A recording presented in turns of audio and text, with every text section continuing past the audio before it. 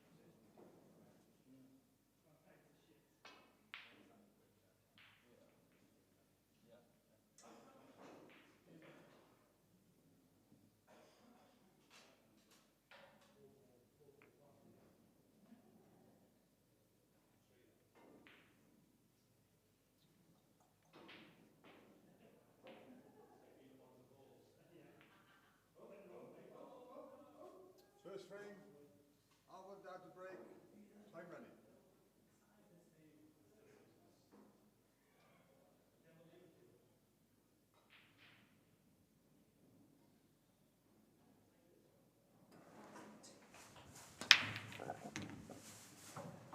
So, this first round game against Arfan Dad and Jordan Shepherd. And I'm joined on commentary by Scott Gillespie. Good evening, Scott. How are you? Evening, Nick. Yeah, I'm good. This looks like an exciting game. Yeah. I was actually speaking to Arfan before the match started, and we were just speaking about heavy defeats. And Arfan turned around and said, "Do you know it's something that I've never ever had?" Oh. And I turned around and said to him, "You better touch wood, because you're playing a guy here that's very capable of giving you a heavy defeat." Yeah. And he started laughing, and I said to him, "I'm actually going to get in commentating the match for that." Oh dear. Let's hope that he's not kind of done himself there. But Arfan, he's still, I think he's about 35 or 36. I'll have to check his age in a minute, but he seems like he's been around forever, doesn't he? He just doesn't seem to age, and he's a very, very good player. Yeah, it really is. Sheppy's going to have his work cut out with this one. Of course, both these players opening games, and Jordan played in the arena a few times, probably not had the best of fortunes here. Last time we saw him play in the arena was against Chris Melling, where he lost, I think, 11-5 or 11-6 in the last event. So you don't want to forget all about that one. And it's just the next game up. He's got the lucky belt on as well. He's borrowed my belt. He borrowed the belt for the last Tam shootout, and he won that one. Yeah. And now he said he wanted to borrow it again, put the lucky belt on. So my trousers are going to be falling down in a minute. Lucky I'm sat down. I take it I'll ground him a few times. For me, watching Jordan over the last few years, apart from the Tam shootouts, he seems to be underachieving for me. I don't know what it is with his game. I think he maybe just attacks the game too much, because for me he's so good to watch. He's such a good player, but I don't know. It's just maybe just going through a wee bad patch, but. It's amazing the kind of contrast, isn't it? Having won so many Tam shootouts now, I think he's won 5, and just absolutely dominated that event along with Liam Dunster. There's only been a couple of winners throughout the events, and he's just never really turned it on here. And I mean, he had a good season last season on the IPA, won a couple of events, and this year probably just underachieved slightly on the IPA as well. Yeah. But when you speak about this event, like obviously this is the 10th event. Yeah. So and obviously last year me and Phil obviously won 2 each. So it's not as if there've been a lot of winners at this event. So it's like you can't really obviously say they've not won one of these events, etc. Because there's only maybe 6 players I think won the event. Yeah. And obviously it's such a tough field. Yeah, it's funny last year that it was dominated by pretty much yourself and Phil, and obviously Liam winning the grand final, and now here we are back in the new year. There's been I think 4 different winners so far, isn't there? Yeah, exactly. Yeah. And Adam Davis, I think Carl Boyd's won one. Clint and Decky and Declan Brennan. Yeah. So it's and obviously Carl got to 2 finals in a row. He can beat with I think he got beat with. I'm sure it was 2 in a row. He did, yeah. And Jimmy Croxton, I think, if you know. Yeah. That was quite an acute angle to get into the middle bag there. Yeah. That's why Arfan's quite shocked, to be honest. But this is ball in hand for Jordan, so good chance to obviously get the first frame on the board, which is, as a player, you know, it's like, it just sells you so much when you get that first frame on the board. It's an old cliche, but there's not a truer word, especially obviously when you're on the main arena table. Yeah. We were just talking a minute ago, actually, you might be able to help us with this one. A second ago, I started to believe that Declan hadn't turned up because he was 6-0 down against his opponent. I mean, he's pulled it back now, he's 9-7. But Chris Totten, he's not a player that's too familiar to us. It's from your end of the country, isn't he? Yeah, he was actually on the main tour at snooker. Yeah. He's only 21-year-old. He's a great cuist. He won, it was either the under-21 Worlds or the under-21 Europeans, which got him his 2-year tour card on obviously the professional snooker tour. He came straight back off it, but he had wins over like Neil Robertson and stuff. So, Wow. As I say, he's 21 now. So obviously he was 17, 18-year-old at the time when he was onto the tour. So he cues the ball good. So it's not a surprise to see him get up. And to be fair, I was in the arena watching the game there, and at 9-5, Decky's missed missed the black, and Chris has had all his balls. So it should have been 10-5. And he's not hit a cushion. Oh. So that's 9-6, and now you just said it's 9-7, so that could be a big turning point there. Really could, yeah. I just saw Declan pop upstairs for a quick cigarette break, so he's probably just gone out and trying to reset himself. Well, that might have been the frame there to go 9-6, because it lets Chris think about it a bit. Yeah, that's good timing. Yeah, exactly. Pool players have got that down to a T. Yeah. And yourself, you've pretty much cruised through your first game there against Mason Penny, 11-2 win. Yeah, I played Mason last year as well, and it was going to be quite similar to the game. I think I missed 2 or 3 balls there, but on the whole, like I played really, really well. So it's good to just get that match under your belt and always like kind of become part of the tournament. And I play Craig Marsh tomorrow, so I'm looking forward to that game. Yeah, that's another great game. Obviously, you and Craig have crossed swords a few times. Yeah, a lot over the last couple of years, to be honest. Yeah. How's your record against him? I would rather not say, because then it might jinx it for tomorrow. But no, the last few times I've played him, I've beat him, and a couple of times I've been down and been fortunate. But no, it's just one of the games, isn't it? For me, it always just comes down to the break when it's two obviously big players collide on the table. I mean, it's a tough game, but the later you get into the tournament, you expect tough games. I mean, for a first round, I think this is quite a big game here, because I mean, Jordan's probably favourite on paper, but we know Arfan's always a really good player. Yeah. But I think it's good for you sometimes when you get tested early doors, Nick, because sometimes you can get against players and you know you should win, but not being disrespectful to your opponent. But it's like you sometimes become a wee bit lazy with shots, and so you get in there, you know you've got a tough game, you concentrate 100% and you put in a good performance, and it gives you the confidence for the rest of the tournament. Yeah. And Sheppy, for me, is a player that when he's confident, that's when he's so dangerous. He just rattles off frames like in quick succession. He's definitely a momentum player, isn't he? He's one of those that he needs that momentum behind him. Otherwise, he gets that negative mindset, and then he's really going to struggle. Yeah, he thinks the world's against him if things like that start going against him. Yeah.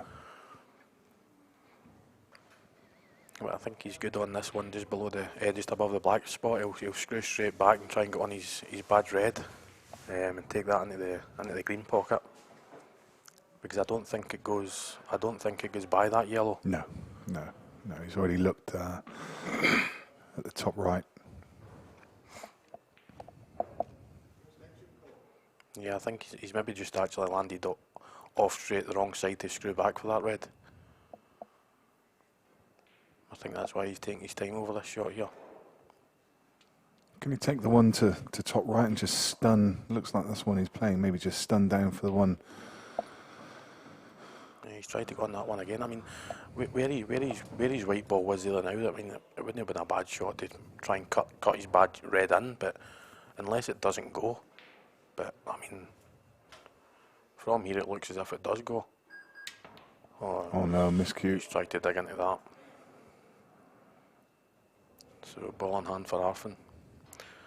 And I know for a fact that Jordan's got a brand new tip on his cue. He was playing with it midweek and told me that he's got a new tip on there. So hopefully that's not in his head, because he said he was really struggling with it with the other day. He just played a little friendly game on the Murphy stream, and yeah, against Ricky. Yeah, I think he conceded about like 21-12 down. Yeah. I think he'd had enough, so hopefully he doesn't let that get into his head. Yeah. My mistake there. I thought actually it was ball in hand, but Jordan also made contact. He's red and heart cushion.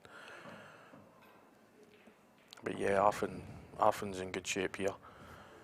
It's a thin little cut back here, but if he just makes sure he gets the pot, he's coming round onto two, maybe even the 3 yellows into the bottom left bag.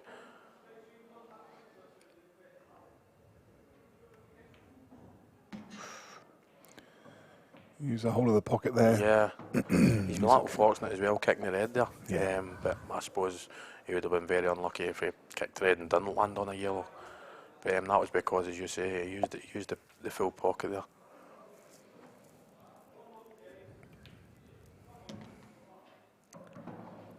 But these are the kind of finishes you need just to settle you into the match. Because I mean, if Arfan goes 2-0 down there, even though it's early doors, you start thinking that I'm under a bit of pressure here. You want to just get that frame. Yeah. But now this is Arfan to settle, and obviously I think it's Arfan. Is it Arfan's break next? Yes. Yeah. So Scott, I mean, obviously last year you kind of took the pool world by storm, just won just about everything that there was out there, and as often happens, you know, a lot of players when they win the worlds, the following year probably not.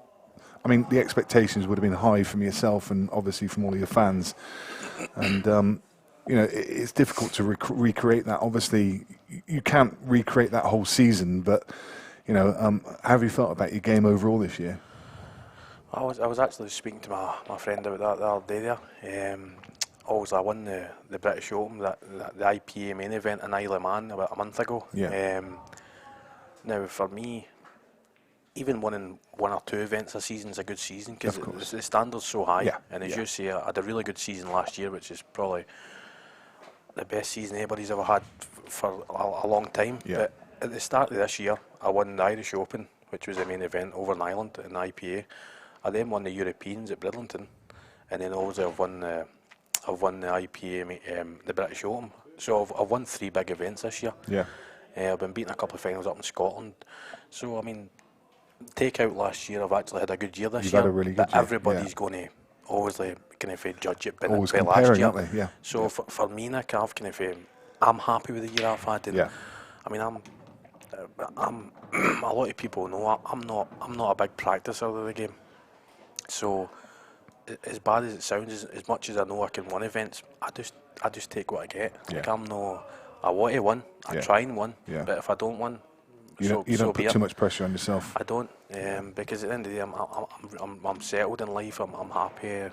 I've got a good job, stuff like that. I mean, so it's like a win's a bonus for me now. Like things have changed in my life. Like years ago, I was in the practice table all the time. Pool was my life. Yeah. Pool still is a big part of my life, but I mean, it's. But oddly, I mean, not putting that amount of pressure on yourself, that probably actually helps you. 100%. See, because I work and obviously me and my dad have got our own business. Dad's a big influence in always my pool career and stuff like that. Anytime I need off, I just take it off, and that's a big help to me. And as I say, I just go to tournaments. I've no pressure. I've got two good sponsors in MJ Hire, Mark Johnson, and obviously Supreme come on board last year. Have helped me a lot. So when you've got things like that going for you, it's hard not to do well. You know what I mean? Just as we were speaking there, Arfan's just cracked him, and that's the kind of break you certainly want every time you come to the table. Yeah, that was amazing.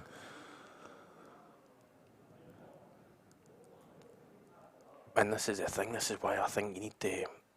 You're really unlucky for me to not get a ball with these shark racks. So when you talk about the old tennis serve where you need to be really holding serve as and taking your break, this is where it becomes massive, because this is really like a free frame for Arfan. So now Jordan's come to the table, he's now under a bit of pressure because he just wants a ball so he can try and obviously retaliate with a frame back.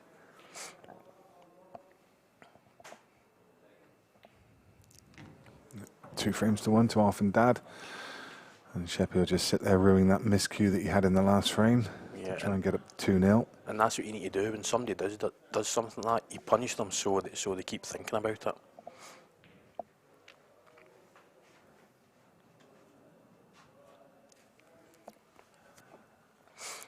I see wee Chris Taunton's 10-7 up now. Adam Penwell beating Jez Graham as well, the West Country derby. That's a decent result for Adams and all, because I would say Jez is a favourite there. Jez was 1-8 with the bookies, and I think that's probably fair reflection on that game. There's Ronan McCarthy, he was also 9-1 up, it's now 9-6. Yeah, I know, amazing. Shane Thompson was 2-1 ahead, and he's lost the next three. Dylan Leary is 4-2 up now. So yeah, matches changed quick. Yeah. Clint Hansen on the hill against Luke Gilbert. Luke was ahead in that game. Yeah. I might be wrong, but I think it was 6-4 up. So if that is the case, then Clint's won the next six.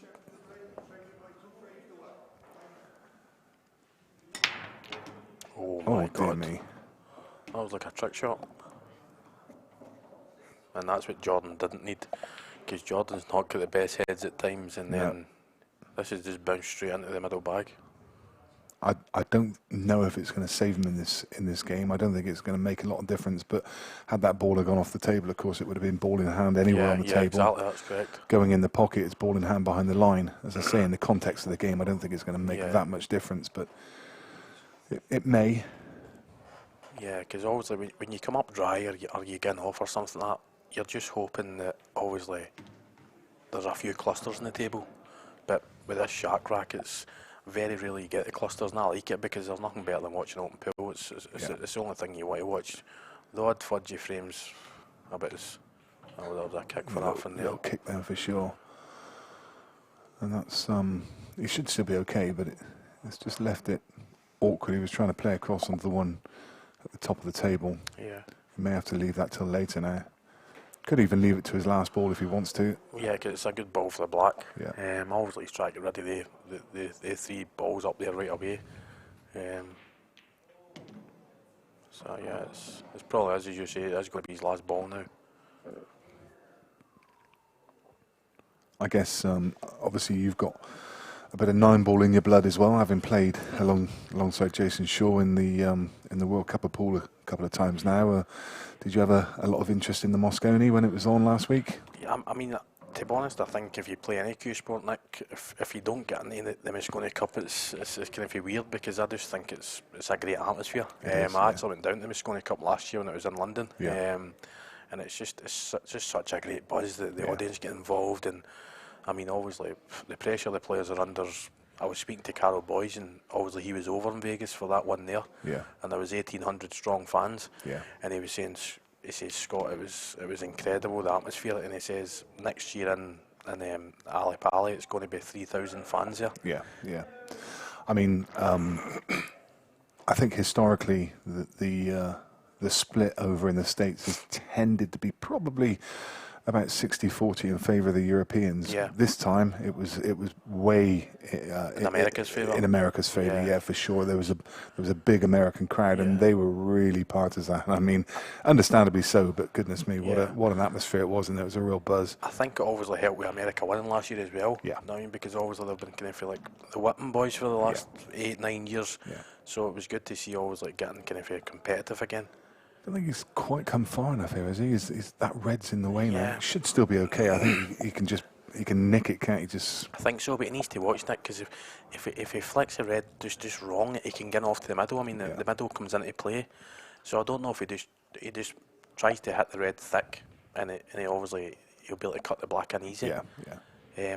I wouldn't try and do too much with the white here. Just concentrate on the pot. Just take your medicine. Yeah, but I think he's going to try to just screw by it. Take a long time queuing it. Yeah, you mentioned, I mean, the cue ball was just tracking was towards the middle. And you know when, I mean, okay, you know, it was a gimme black, but and Sheppy obviously wanted to get away for a bathroom break. But you know when it's starting to steam a little bit already, I think. Yeah, the head's a wee bit down. Obviously, Chris Totten's won, I'm guessing, because his game's not there.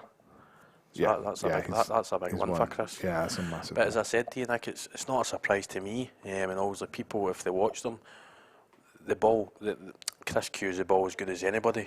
Obviously, as you can imagine, he obviously with his snooker background. So if the balls come out from him, I mean, it takes a couple of dry breaks here and there, and obviously Chris breaking and clearing. But obviously, I seen he raced into a 7-0 lead. Yeah. That was always going to be tough for anybody to come back from. You know what I mean? I mean, you mentioned about him. He's obviously comes from a snooker background. Do you know what his motivation was to join this event? Because he's obviously, you know, he's probably not a natural pool player, unless I don't really know his background, so whether he actually came from pool originally. But no, he's always played snooker. And since he fell off the snooker tour, he's still playing snooker. He's playing amateurs up in Scotland. Always that's his main passion still. But up in Scotland, there's some nice events, and the money's slightly better than obviously the amateur snooker up there. Yeah. So he thought, why not? He played in some under 23 events and that, and he actually likes it. He likes the camaraderie and all that with all the players and stuff like that. And because he's a jovial wee guy, so he likes all that. And it was actually Jamie Burnett's spot he got. Obviously, I'm good friends with Jamie, and I'm good friends with Chris, and it was going to be short notice. And I'd said to Chris, and he actually turned 21. He turned 21 yesterday, and he was supposed to be having a weekend for his birthday. Yeah. And I'd mentioned it to him, he says, I can have another weekend for my birthday. He's like, I don't want to miss out on an event like this. Brilliant. And he was actually buzzing for coming down to playing it. It's great to see him, really is. What a great addition. So that was possibly the boost that Sheppy needed there. Arfan was extremely unlucky to get kicked in off there, but as I mentioned, this could well be the difference now. You know, those kind of momentum shifts, and if Sheppy can win this one and then, you know, find himself a break dish in the next, and suddenly all that negativity's gone from his mind. Yeah. Well, you see the way Sheppy, he jumped out his seat like a greyhound out the boxes. You know, that's when Sheppy's most dangerous. Yeah. Because obviously it's a frame that Sheppy should be winning, and he's looking like winning here. And as you say, Jordan will be full of confidence now, and he's thinking, right, breaking dish, I'm back to 3 each. Yeah. Where it could have been 4-1 if Arfan keeps right on the table there. And to be fair, he was kicked in off, so it was unlucky. Yeah. But Sheppy's made short work of these. And there you see him sporting the lucky belt. See, exactly. You can't lose with the lucky belt on. There it is. Hope you've negotiated a percentage. Yeah, I should have done that for the shootout, shouldn't I? Yeah. So the next one's up in Scotland as well, I see. Yeah, I've been. I see they've managed to get Aberdeen in the Lemon Tree. Aberdeen, yeah. Chris Melling's playing Dennis Taylor as well. Right, so, yeah. Great lineup for that. It's just that I mean, I understand why they've put it when they've put it, but Boxing Day, you know, that's a tough day for people to travel. I mean, I would have loved to have gone.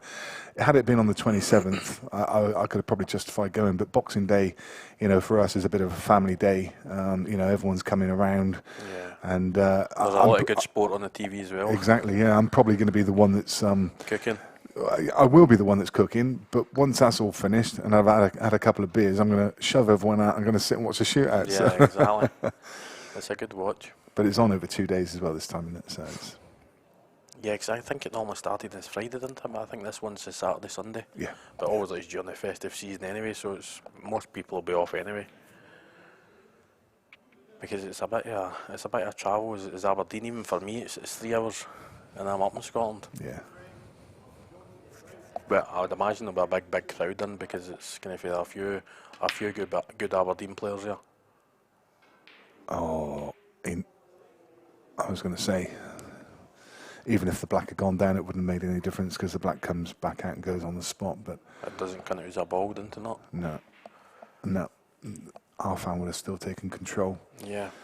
But at least there's a little bit of work to be done here. A lot of control in that break, wasn't there? I mean, normally you see him power the break, but He took quite a bit off of that one. I mean, see, for me, Nick, it's tough not to break hard, but these shark racks, you can actually just stun off the pack, but all it takes is one of the balls not touching, and then they don't come out good if you're just stunning off it. So you're going to power it a lot because you want to give every ball the best chance of always getting in a bag. But obviously he's just took a bit off because he's put the white straight in the bag the last break. But as you mentioned, a lot of work to do. He's going to have to try and develop something here. It's going to be his first developing shot.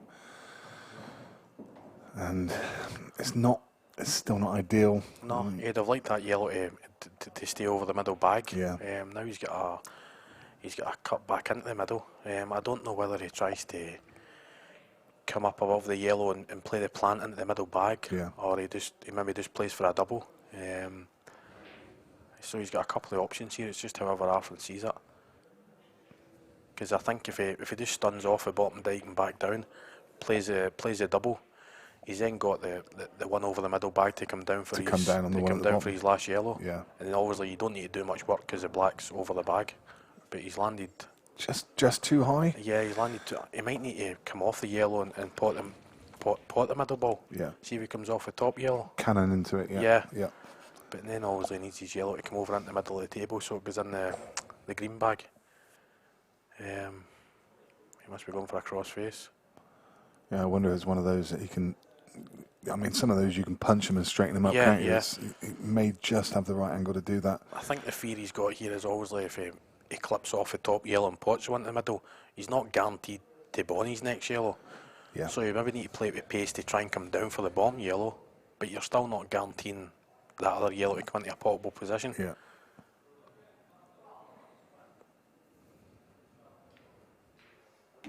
Play the cannon he did. I don't think that. Well, does it? Does it? But even that, Nick. I mean, I don't know if he has to screw top side of the middle bag. Or yeah. Sheppy tapping his leg and he's right in line. I think with he's it, got so half a bag. I think Sheppy's just getting for a wee half, trying to get in the head tap of the knee there. But he needs to cue this well. Yeah, that's not good enough. Yeah, that was a problem. Yeah. It was still a tough shot, and these cushions are still dead sliding, Nick, so it wasn't easy to generate the pace off the cushion there. Yeah, so all of a sudden Arfan's...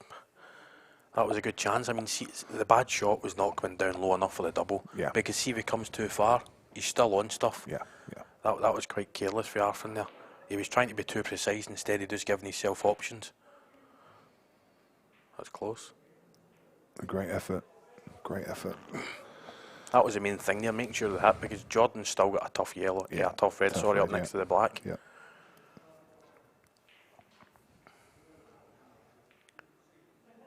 Get up for it just now, maybe. I think he's under-hit it. Maybe just got far enough, but it's a tough shot, isn't it? It is a tough shot, but Jordan's an attacking player and he's a good potter, so he might back himself to get this because he might not get on it as good again because you're dicing with getting close to the black. We're trying to get too good on it. Yeah. And obviously, if you play a snooker here or stuff like that, you're with the yellow hanging, you're expecting these guys to get it, and if he makes a contact, he's potting the yellow. Yeah. So I think it's just 100% on the pot. Well, no, he's refused. He doesn't like it. Thinks he can get better on it.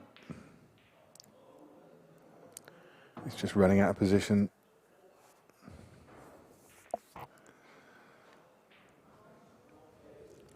Because at first glance, there's not really a ball that gives you automatic position to go over for that red. No. Wonder if he can. Yeah, he's still struggling here. Yeah. You know what it's like, Nick, when you get out of position once, that it kind of just gets bigger and bigger as you go on each shot. You know what I mean?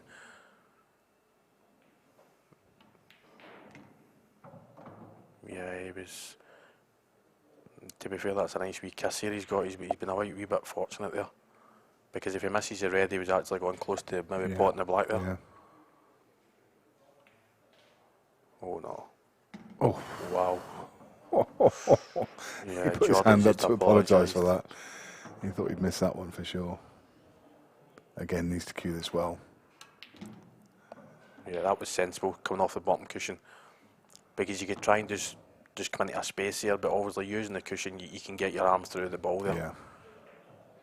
Yeah, So it's a good finish. A little bit fortunate there, but as you say, a good finish all the same. 3 frames each, and that will give him. He'll take a lot of confidence from that. Yeah, having been 3-1 behind, he's back in the game.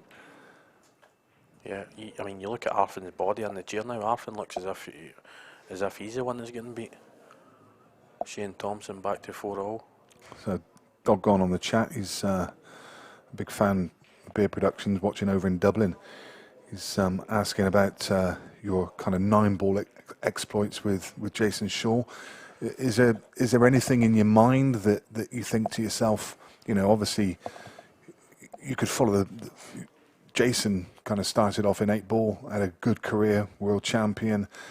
Also people like Chris and Darren all have their roots in 8-ball, and they've gone on and made it in 9-ball. Is there anything in your mind that you think to yourself, I could have a go at that, maybe a future Moscone player? No, not at all. I mean, for me, I'm kind of got commitments now, Nick. So like, I'm getting married next September. I'll be thinking about kids, stuff like that. So like, it would just be the wrong time in my career now. Don't get me wrong. 3 or 4 years ago, me and my sponsor, we spoke about it. I even spoke to Pat Holtz to see the kind of money situation, because I know Pat had like done a few tours and stuff like that. And the thing that I didn't realise was these big events in 9-ball, Nick, like the Worlds and stuff like that, you actually need to be invited, or you need to be a certain ranking, so you can't just enter these big events.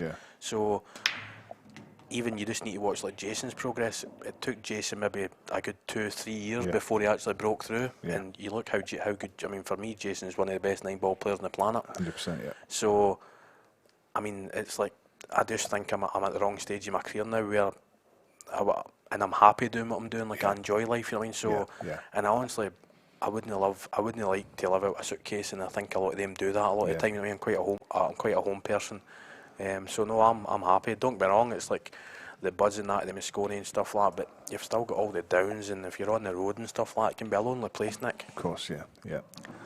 So, but I've enjoyed it. I mean, my pool careers had a lot of good highs, and I was like going and playing with Jason in the World Cup of Pool away to China with him and stuff like that. It was a great honour, because obviously Jason for me is right up there in the 9-ball world. He's so respected. I mean, funny wee stories, like Jason was always like on the poster over in China, and because always me and Jason were going about together. I mean, me and Jason are good mates regardless, but we were always like going about each other, and people were coming up and asking for Jason's autograph, and because I'm with them, they just felt like obliged to ask for mine. You know what I mean? It was just funny things like that. Like, it was weird. Like, I'm just a normal guy from Scotland, and people are asking for your autograph, and it was just so surreal. I know. But like, when you see the hype about Jason, like, he's well loved. He plays the game great. But as I say, no, I'm privileged to have always went and done stuff like that, you know what I mean? Yeah.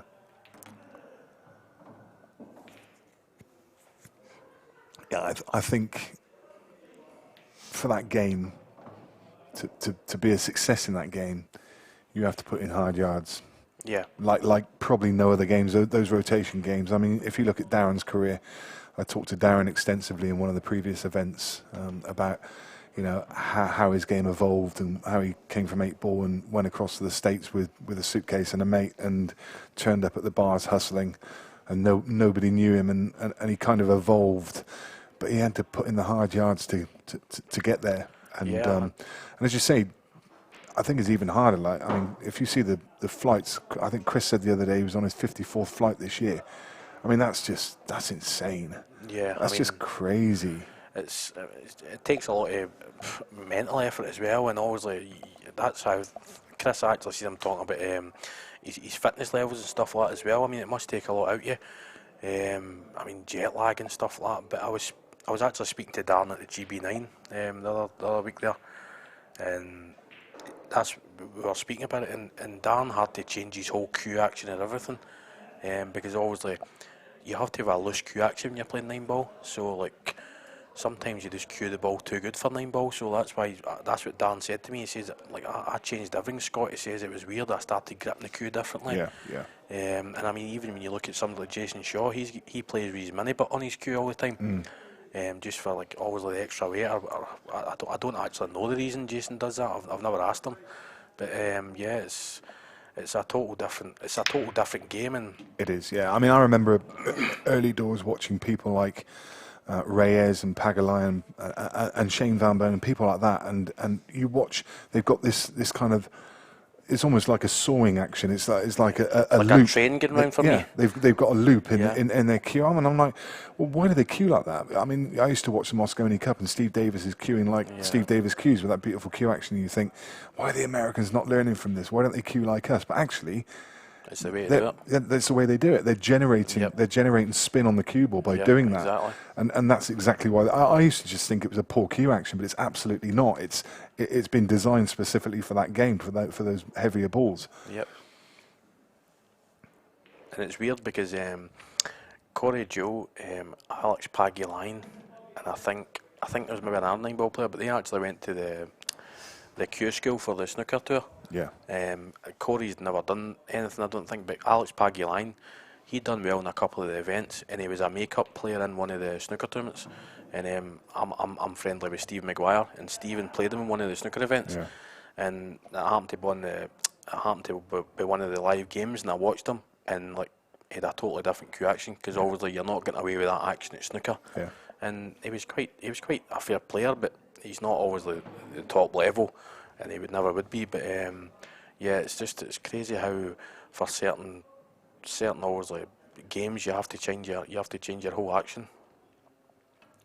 And I think that's how Darren Convey struggled when he came back to this last year, because obviously he's been out with this game for 10, 12, 14, I don't know how long it actually has been, but I know it's been at least a decade. Yeah. So coming back to this, it must feel so strange, especially when you started off with this game. Mm.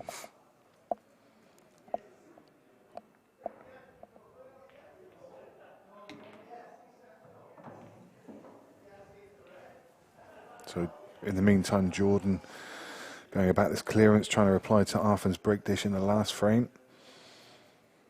He just needs to negotiate these yellows at the top of the table. Can he just screw back off the side rail? Yeah, he can. Just takes his medicine and leaves the longer black backing himself. He's should be getting this one 10 out of 10. Yeah. Yeah, well, he used the whole pocket, but even so, now it's 4 frames apiece. That's one of Jordan's main strengths, is obviously his potting. So just a quick look at where we are in this winners round 1. We've still got some games from the earlier sessions which we didn't catch up on. I mean, Carl Boys is through against Amir Riyad. Liam Dunster went through a tough game there against Chris Day. That was 9 each at one point. Jack Whelan played Amin Bounif. I saw Amin upstairs, and he was saying that I think Jack had 9 dishes, either break dish or reverse dish. And he said it was 4-all. And then the next time he got to the table, he was 10-4 down. So yeah, you can't do nothing but that. No. Craig Marsh went through. Obviously, yourself, Scott, Ben Flack. So you're playing Marshy, and then Ben Flack. He went through against Dom Cooney, and he's going to play Neil Raybone tomorrow. Jimmy Croxton went through against Rob Ward, and he's going to play Chris Melling. Ryan Clark through will play Mark Boyle after Mark had probably a bit of a fright there. I think he was 5-2 down. Yeah, 5-2 down, and he's ended up winning 11-6, so a good comeback from him. And he actually beat Mark last year as well. He did, that's right, yeah. Johan Attard is through against Darren McVicken. He'll play Rob Warren in the next. Sean Story and Drew Hughes still going. Sean Story is 9-5 up.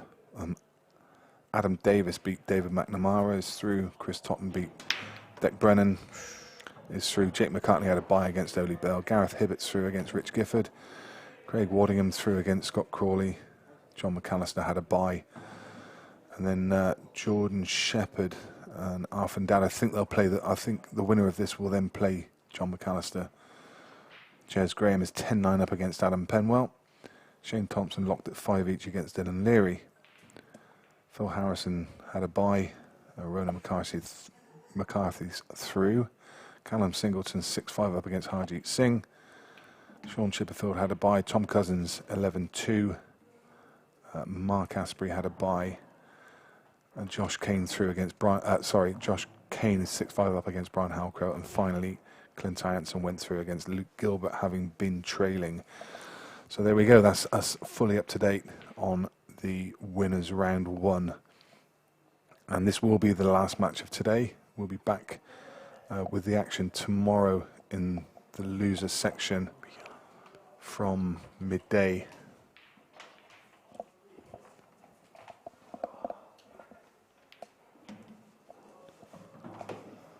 So, having said all of that, Arfan went off the table on his break there.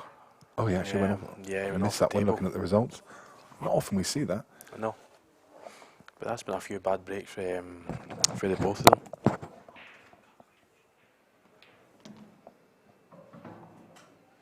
Yeah, so that's good for Jordan. He'll just come off the bottom cushion, side cushion, up for the yellow into the middle bag. He's underhit that a little tad, but I don't think it should cause too much problems.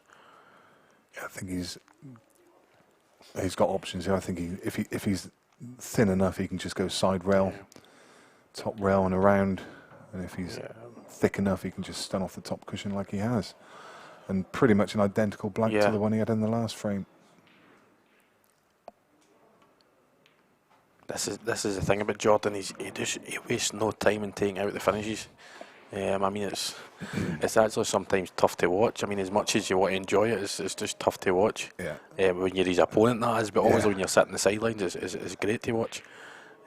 So yeah, I mean, to be honest, I think Jordan will be surprised a little bit that he's in the lead. It's a couple of careless breaks for Arfan's going to feel out him back into the game.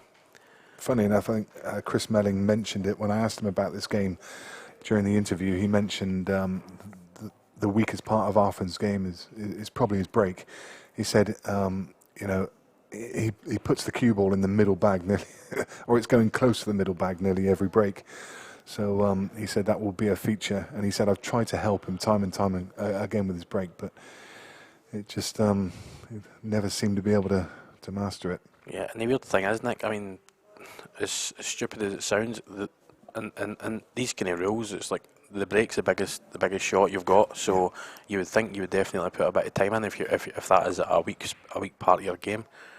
But don't get me wrong, with the shark rack you can get away with a little bit more. But because I know Tom Cousins he's got a big break without the shark rack. Yeah. So I know he would prefer to not play with the shark rack because obviously it's a bit of a leveler. But no, Arfan should be breaking better than he's broke. Oh wow! Fortunate there. Put his hand up in apology because that cue ball was tracking straight towards that top corner. Fortunate, got kicked out.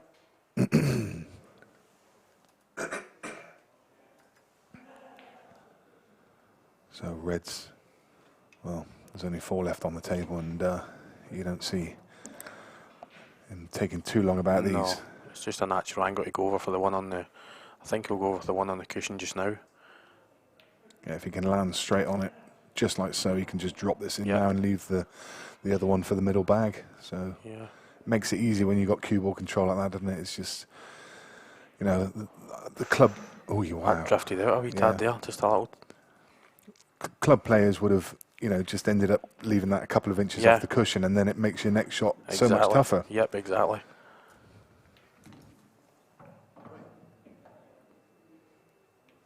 Oh, Zach correcting me there. I made a mistake, actually. Apologies, Zach Leonard is quickly on to my messages and said that the shootout's not actually on Boxing Day. It's on the 27th. It's on the 27th, 28th. So apologies. I thought it was. To be fair, you did mention about travelling on Boxing Day. You didn't say it was on Boxing Day. Oh yeah, You said travelling Boxing Day. I did say travelling Boxing Day. Yeah. So yeah. So he's wrong. I've got your back, Nick.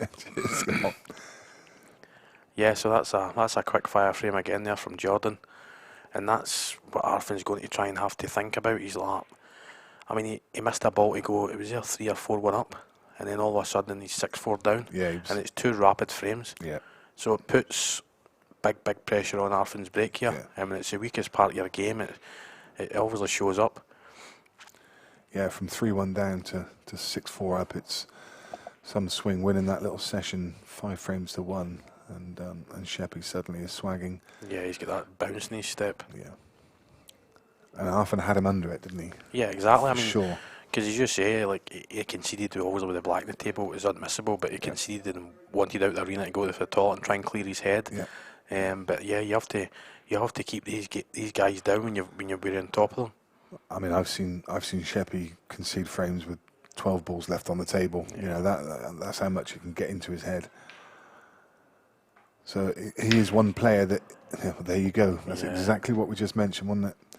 Arfan finds that middle bag so often with the cue ball, and there's just no excuse for it, is there? If, as you mentioned, if it's a weak part of your game, then you just have to work on it. And you know, one of his best mates in the game is Chris Melling, who's probably one of the best breakers around. Yep. One of the best breakers in the world. So, you know, you'd think, Chris, let's have some sessions. Help me out. But all he has to do is change the position he's right and just have an hour. Just keep breaking the balls. Nothing.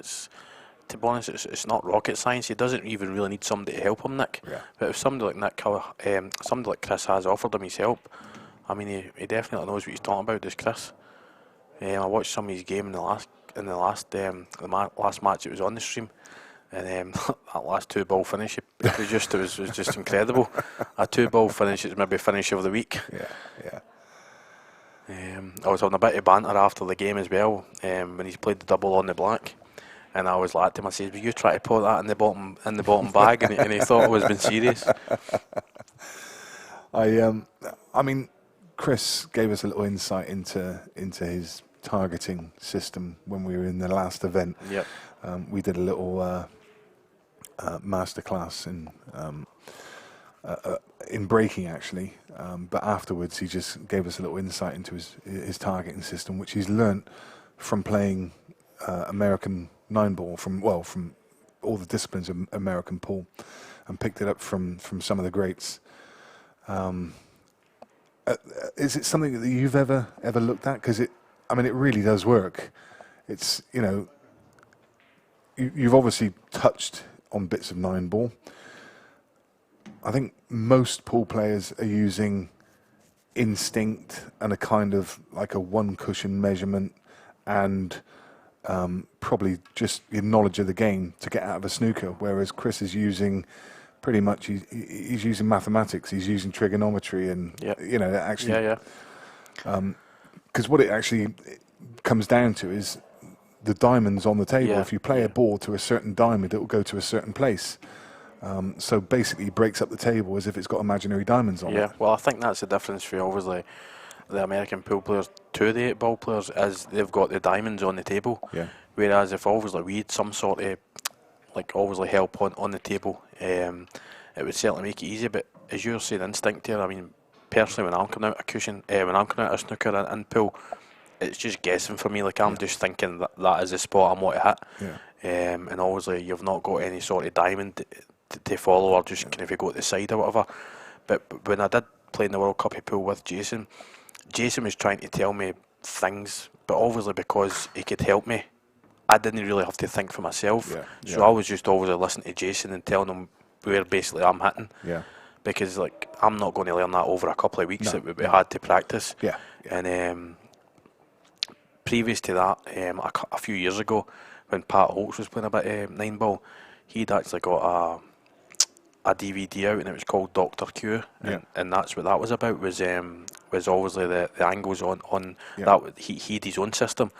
And Pat, when he come back to 8-ball, he was trying to use it on the 8-ball, and he never ever get close. And I used to always just shout out Dr. Q, and it's like an ongoing joke with me and Pat. But yeah, obviously there's so many different systems out there at 9-ball. But I don't think, I really don't think anybody's.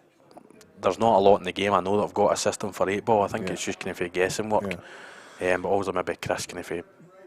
Chris can break up the table. He was talking about, you know, he basically sets down imaginary diamonds on the table, and just for the viewers at home, just the tiniest of insights into it. So basically, if you put the cue ball adjacent to the right middle bag, and you targeted, so on this the rail that's nearest us, the bottom rail, so where the left hand S is for supreme. So if you called that, say, diamond 1, So you would play the cue ball from the middle bag to diamond 1 with a touch of right hand side. It's going to hit the it's going to hit the left hand side cushion, and that cue ball is going to come back up over the top right bag. Yep. And you can, I mean, Chris played it consistently to the pocket, to the side cushion, up and so that's just your simple get out two cushion, get out of a snooker, and then obviously you can measure from that. Every other angle. So if the cue ball is further down the table, you just bring your cue in line with it, playing it off the same angle, and it's going to go to the same place. Yeah, exactly. It's obviously way more complex than that, but that's it in its basic form. Yeah, yeah. So basically, you're just using geometry. Yeah, exactly. But obviously, the thing is, obviously for us with 8-ball as well, it's such a small area. It's smaller than always a 9-ball, and it's certainly smaller than snooker. So a lot of it, you will have been in this position before, so you know realistically where you are hitting. Obviously, sometimes you'll come down and it'll just be maybe 3 or 4 cushions because it's a tough snooker. Yeah. But a lot of times, whereas if it's 1 or 2 cushions, obviously the pool players are pretty consistent because they've obviously kind of come off that angle before. Muscle memory, you remember it. Exactly. Yeah. So this was another good break from Jordan. He's absolutely flying now, isn't he? Yeah, it's just, this is the thing about Jordan. The minute he smells blood, he just seems to get it, and he just runs with it. Yeah. But I think the black's a little trickier. I don't think that goes in the middle. So I think I'm right in saying, I won't preempt it, but I think that Jez Graham, Adam Penwell is now finished. Yeah, having Adam Penwell having been ahead at 9-8, he ended up losing 11-9. Dylan Leary's 6-5 up against Shane Thompson. Callum Singleton 7-6 against Harjeet Singh. And Josh Kane and Brian Halcrow locked together at 6 each.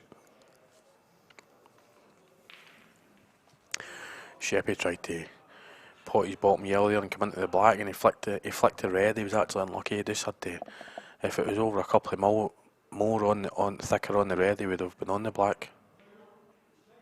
Wow, that was close. Yeah, it was close. A little flick on it, and it goes. It does go, yeah. But now this is the thing with ball in hand. Arfan is just going to put this red, or he should, into the bottom left the bottom left pocket as we look. Yeah. Because it doesn't go into the middle. This surprises me getting into it. And me, yeah. I mean, obviously it can't really go wrong, but I mean, when you've got ball in hand, you just put it on the side and exactly. Pot it bottom left. I mean, you don't need to get into things that's. I mean, as we says here, like, not a lot could go wrong, but when you don't need to, it's weird. But everybody sees things different. Yeah. And it's a big frame here. I mean, 8-4-7-5, big frame. So Arfan needs to just concentration and make sure he takes these out. Yeah. Breaking the next as well. So the next time Jordan comes to the table, he could just be leading by 1 frame potentially.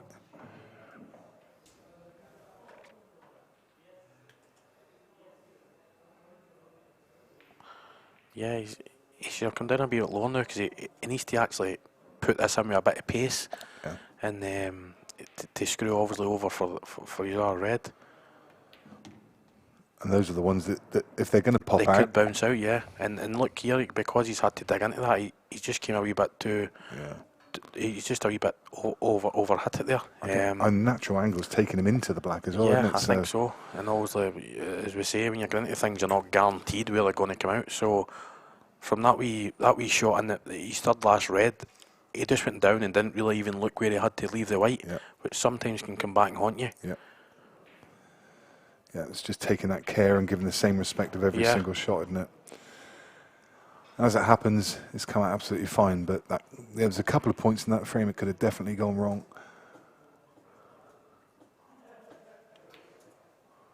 Yeah, nice black. Yeah. 7-5, back within 2, and it's his break in the next. Sheppy away for a toilet break.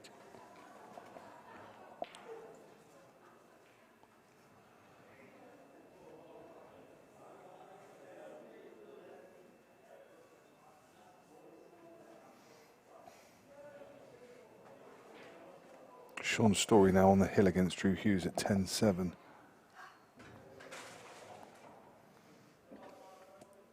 that's another quite a big game, I think, for the first round.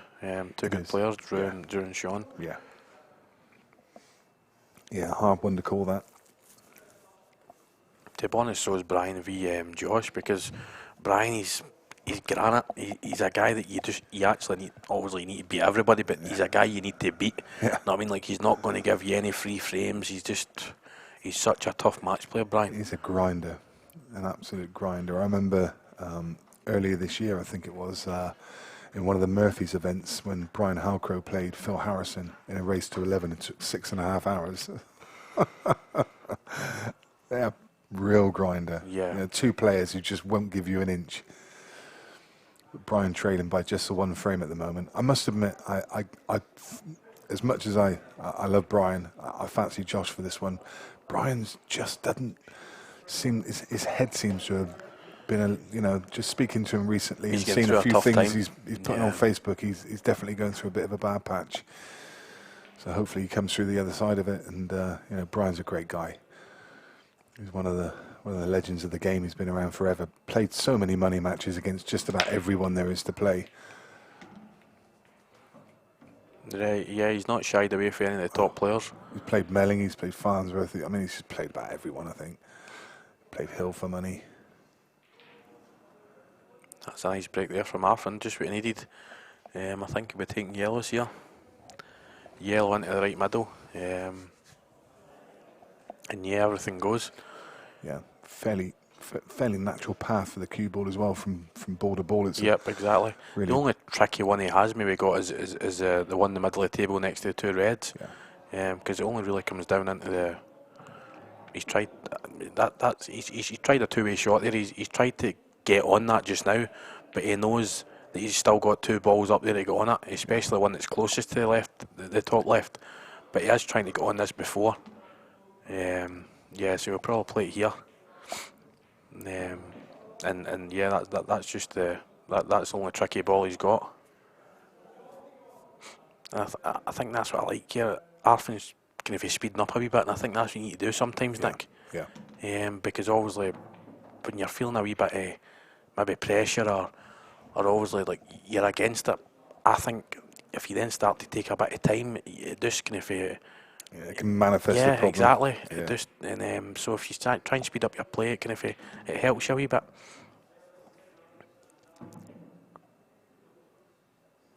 Yeah, so I think he's going to have to take the one next to the black here. Screw back for the one in the middle. But he gives himself options. Either plays on the one to the bottom right or the one in the middle. It's just wherever his cue ball lands.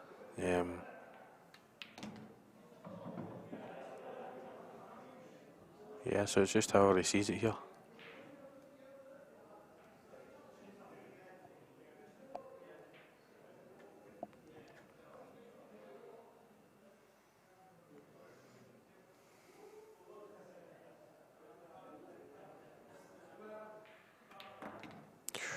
That shot surprised me. A good shot though, a very good shot. But when you play balls into the middle bag at pace, it's brave. But that's a nice break finish from Arfan, and that makes it 7-6. All of a sudden, game on again.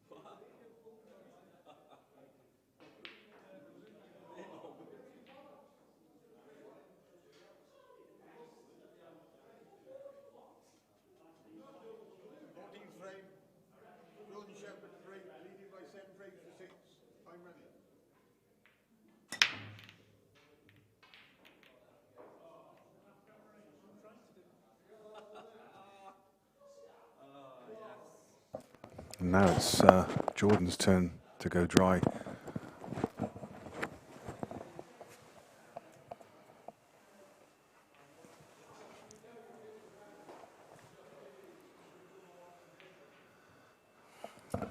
And these yellows, they look pretty good.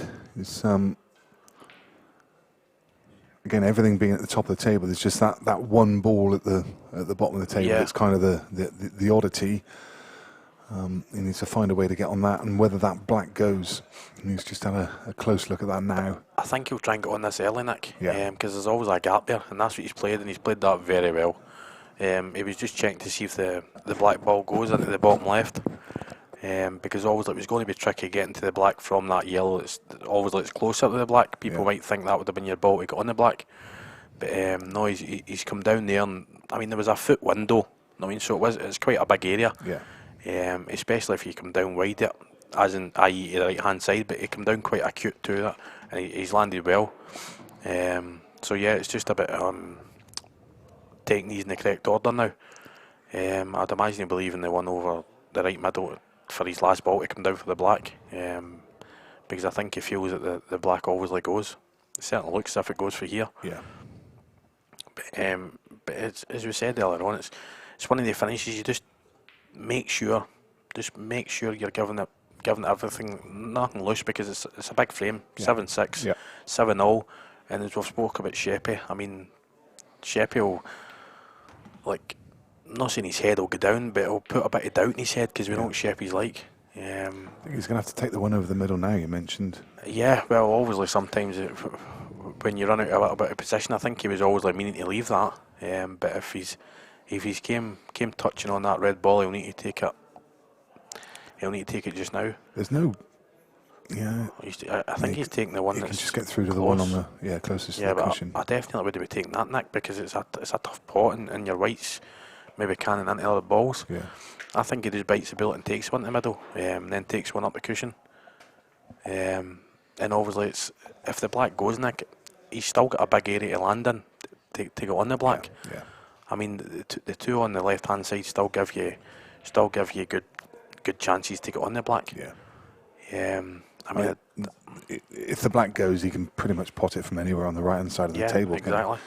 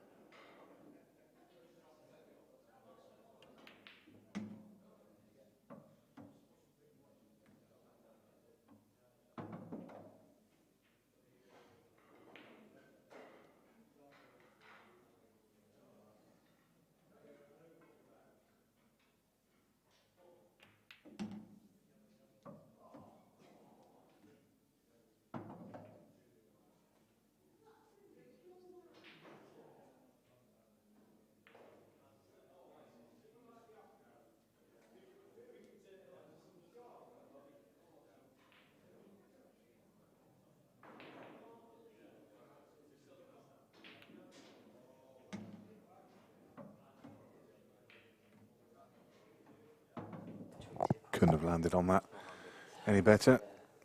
So this is back on serve. It's going to be 7 frames apiece. And there we go. So Arfan right back in this game. And, well, there's another big break coming up in the next one.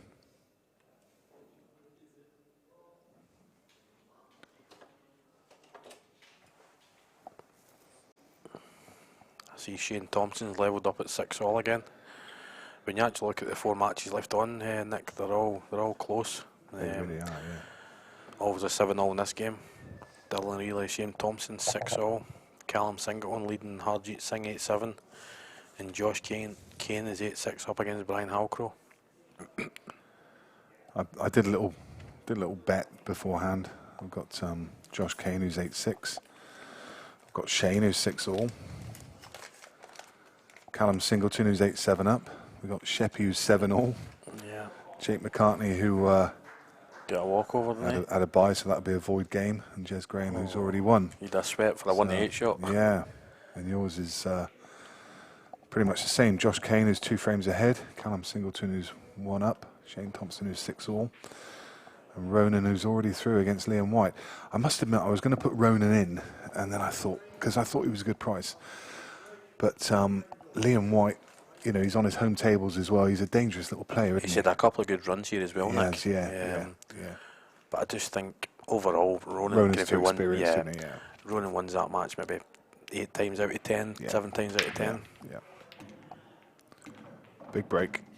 Yeah, I mean, the white was travelling close to the. I think it was missing the corner bag, but the minute you're going close to a bag, it's always dangerous, Nick, because there's that many balls flying about that you're actually lucky not to get kicked in. Yeah, but it's pretty ugly, isn't it? I mean, he's got the red tied up towards the bottom left with the yellow. I mean, he's got a ball that he could try and move that now, but then he's got another one.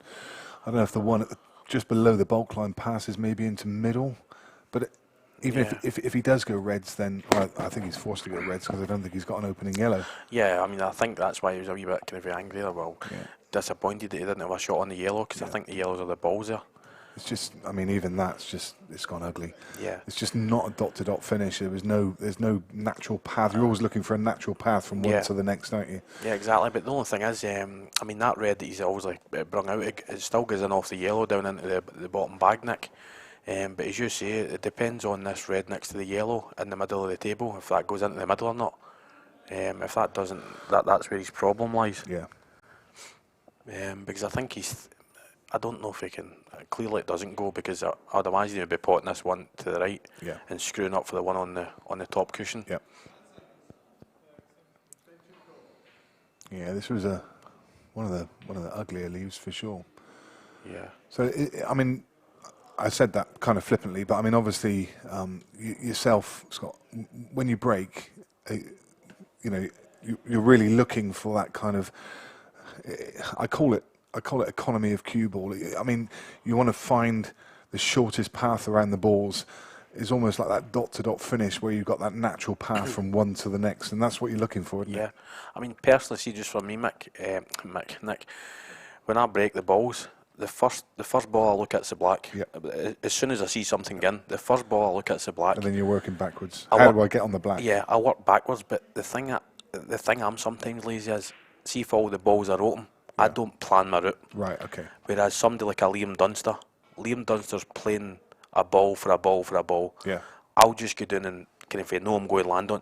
No, luckily, just I know what I'm going to play. Yeah. Like subconsciously, I just go down and start potting. Yeah. But Liam Dunster will plan his route. Like Mark Boyle probably as well. They're dead authentic the way they play. You know what I mean? They're dead. So that's sometimes that can come back and bite me in the backside, though. Not in, but no. Realistically, when I break, the first ball I look at is the black. Yeah. Yeah. And always everybody's different, but yeah, work your way back for the black. If the black's dodgy, I'm looking at a ball to can the black out, or wherever my problem area is. You try and get into it as early as you possibly can. But sometimes, as that's just happened there, like you're forced to take the balls you don't want to force. You don't want to always go, but Arfan's always just trying to hang in here now. But you know, Sheppy's going to try and attack. Yeah, if I didn't know better there, I think Sheppy's that shot he played previously, I think he overhit it. I think he was trying to land low on the yellow into the middle, so he could dig up into the two yellows. To go up into the two. So because as I says there, you want to get into your balls as early as you possibly can, because you're not guaranteed to get on the last ball to get into it.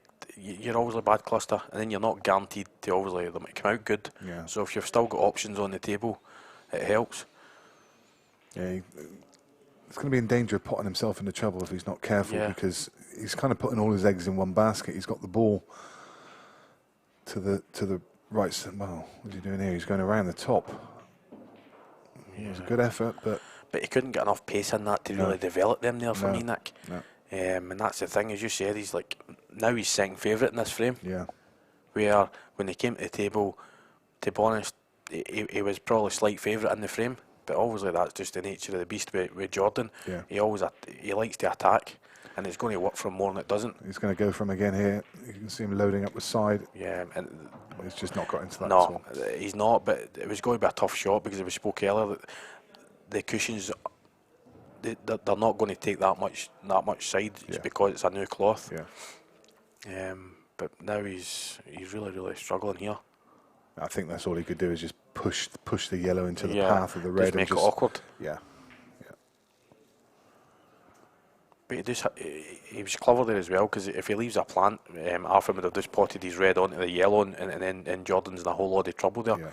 Yeah. I mean, he's still second favourite in this frame, but it just, that's what Arfan will be looking at if Jordan leaves any sort of pot, and because he takes big control.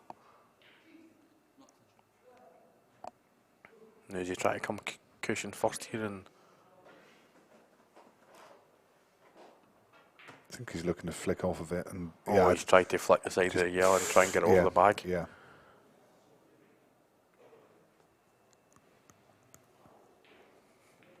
Here's a Chris Mellon shot. Chris Mellon will be coming off the red that's next to the bolt line and playing the plant on the yellow and red. But you're not going to get any of that from Arfan. Yeah. I mean, honestly, see in these situations, Nick, Jordan's big second favourite.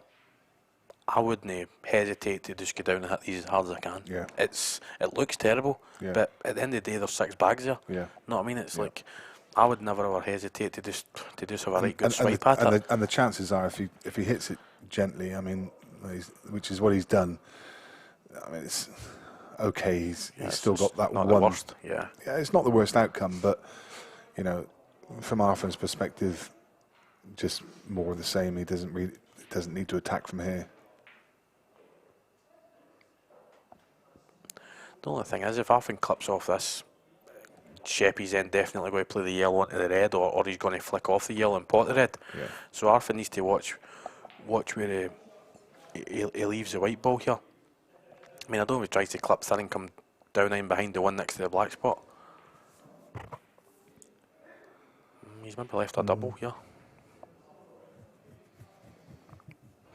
There you see, just on the right-hand side of the screen in the grey shirt there, looking at the phone with Chris Melling. That's the Badger himself. That's Jed Ronan. He's the local bookie. Oh, and Sheppy was unlucky there. Yeah. Any flick on that red, and he opens it. Yeah. He opens that out. You almost wonder how that's gone in clean. Yeah, exactly. You almost think you're guaranteed a clip on it. See, this is a situation here, Nick.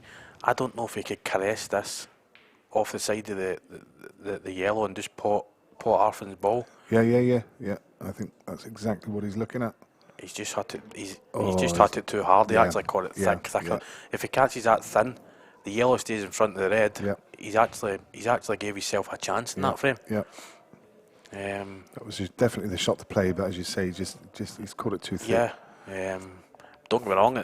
The ball dropping's obviously helped, because now Arfan needs to pot the ball at the middle. There's a bit of pressure on it. Yeah. He should get it, but the fact that he's not went down and played it yet, you know, he's feeling a bit of pressure. Yeah, no unless his white's coming close to the middle bag, maybe. I'm not sure why he's. I think that's all he can be looking Yeah, at. but Well, he he's not doesn't even like it, does he? Yeah, it just shows you. So that shot's Amazing. has kept Sheppy in for, and he's lucky that's hit the knuckle there, because that was going close to the cushion. I think about 9 out of 10 players they just go for the red. They just go for the clearance. I mean, see the thing is, Nick, the way I look at it is, see if I attack and I don't get it, I know if I'd a chance of winning the frame. Yeah. See here, see if Sheppy flicks this. Yeah. Arfan would be like, or he could put Arfan's ball safe or anything. You know what I mean? Anything can happen. Yeah. The minute you get a finish, you should be attacking. Yeah. But always every player's different, and you've got some reserve players now and play the percentages, stuff like that. But on the long run, if you attack there more than not, you'll be more successful for me.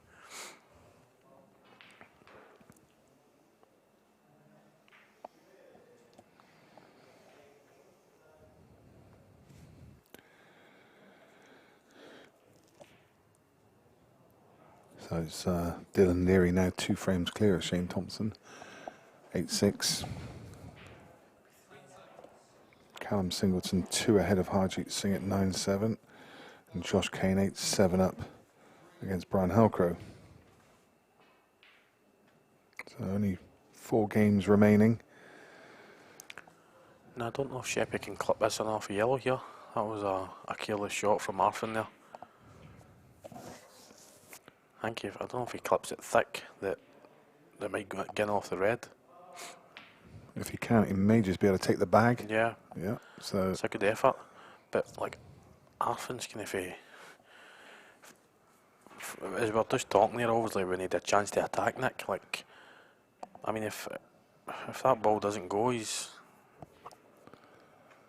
not 100% here, Arfan. it's pretty close as to whether it does go or not. Yeah, I think it might just sneak in, but it's like it's a wee bit of a blind pot. So earlier on, when he's had that shot for the match, I mean that's a 9 out of 10 shot for me for Arfan. Yeah. So it really surprised me. Yeah, it went. So, I mean, Sheppy can probably consider himself a little bit unfortunate there. And again, it's just... Yeah, that's surprising. But to be honest, he was 7-4 up, Sheppy, wasn't he? Yeah. So that's now 8-7 down. So he's always just a little annoyed there. Don't get me wrong, he was very unlucky with the 9-6 to Dylan Leary now. He was very unlucky with that double Nick, where he always like try to clip it in off the yellow.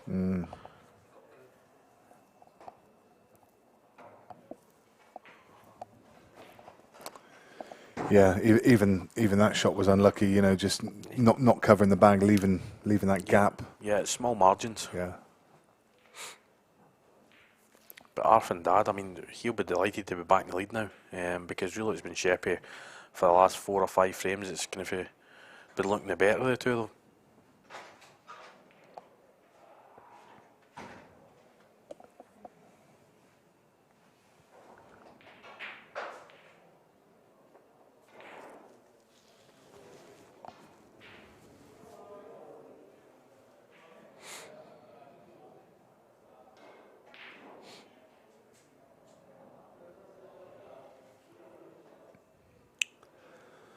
So again, Jordan needs to clear his head.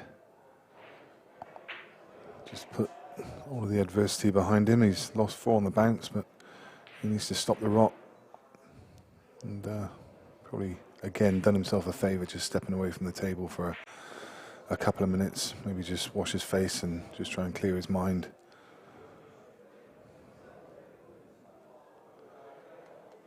And with the bookie just being over to the right-hand side there, you can rest assured that there's a few quid hanging in the balance on this game, because Jed always takes an interest. And Jed's sidekick just sat there to the right-hand side of the picture.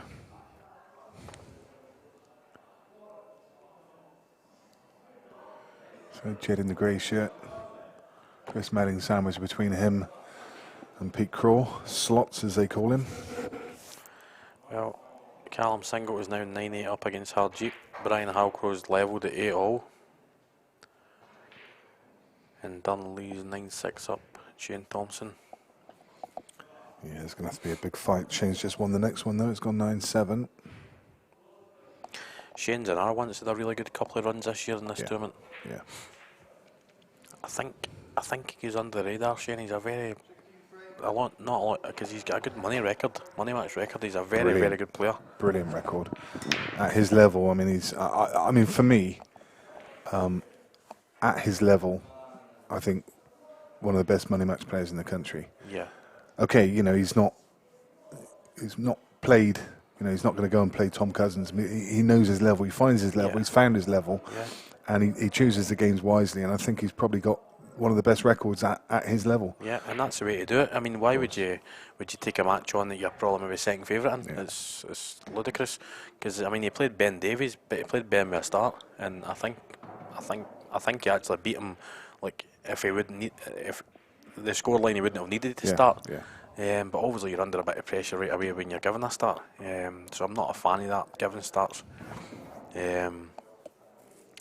But no, he's always a tricky opponent, because I know Jamie Burnett played him twice this year in the series, and he beat Jamie quite comfortably twice. I mean, and Jamie's a fantastic player. Yeah. But there, you heard Sheppy in the background again there. That was another dry break, and obviously 8-7 down, and he needed a ball there off the break. Yeah.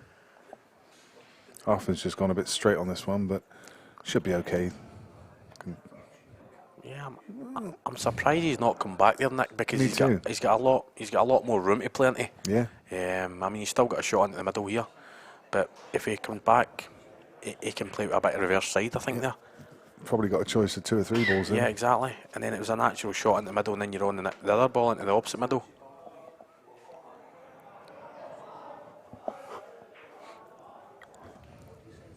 Yeah, see, potting into a blim bag there, Nick. I'm really, really surprised he didn't come back. Yeah.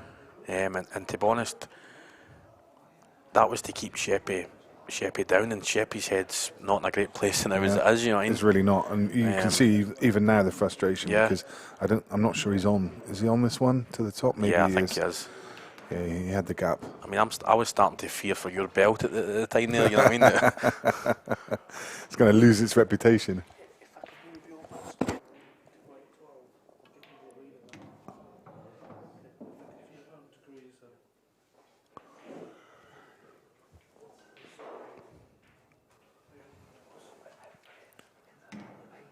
Yeah, I mean, you mentioned about why Arfan's not come backwards. I've not seen masses of Arfan play. I've seen him play a couple of times, and I think one of the things that he's more of a finesse player.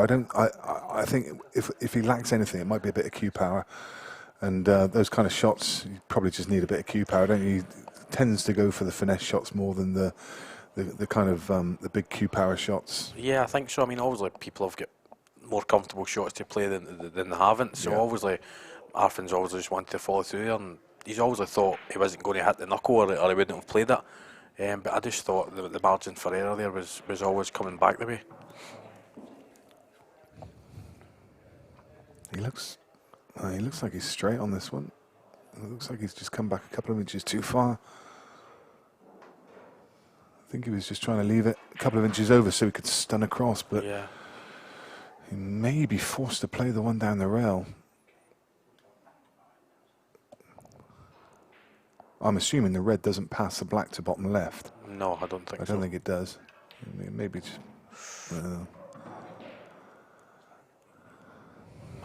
That was a careless shot. That was... I mean, obviously Jordan knows he's screwing into the yellow there. Yeah. I mean, it's not as if he's just screwed it up and he's hit the yellow by accident. Yeah.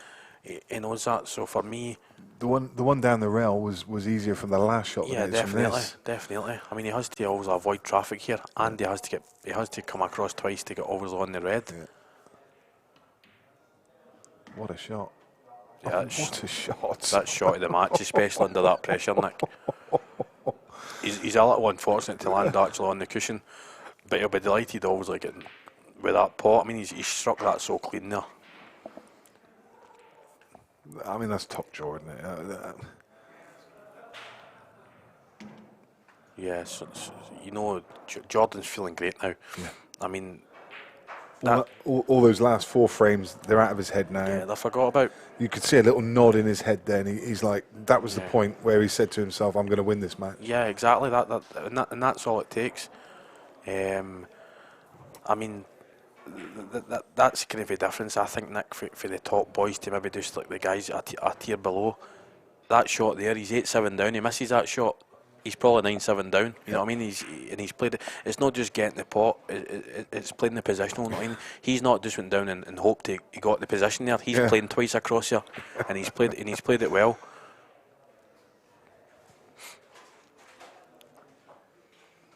Because the way Jordan's head was here, I mean, he was never really in position the last 3 or 4 shots. You know what I mean? And that can just build up when you're mentally weak. But no, that was a nice finish here from Jordan, especially 8-7 down. And now this is where I think Poole punishes you, Nick. It might not happen here, but this is a dry breaker and an off coming up. Honestly, I'd see when you've had chances. So often, doesn't it? It's honestly me and my friend Paul McCutcheon speak about it all the time. See when you've had a chance and you don't take it. Yeah. Somehow the pool gods just punish you. Yeah, come up dry or you get off, but guaranteed they'll leave dollies here. No, but I know what you mean. It happens all the time. Yeah.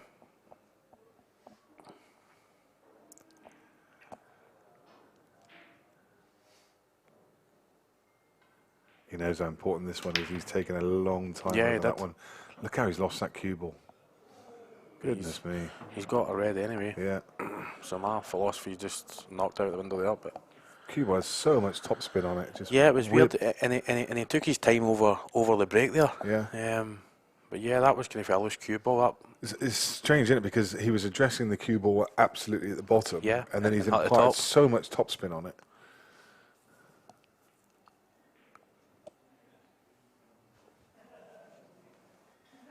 I mean, for me, a confident player's definitely taking the yellow across the cushion.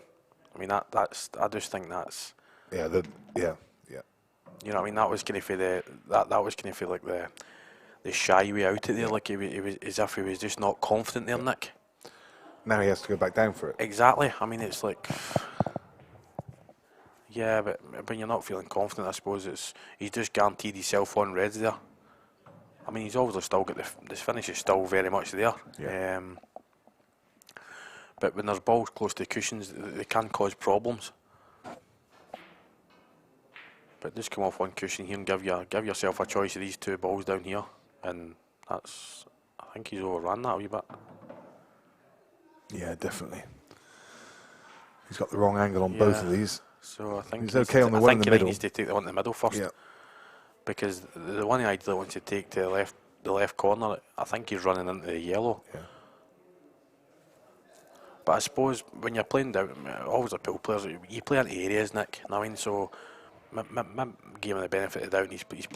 He's played down there, but he's leaving this one on the cushion to last. So yeah, he's puffing his cheeks here. He's feeling the pressure. Yeah, He needs to leave an angle as well. definitely. He can't finish straight here. So he's made sure he's left himself an angle. He's still got to force it, hasn't he? Yeah, a little.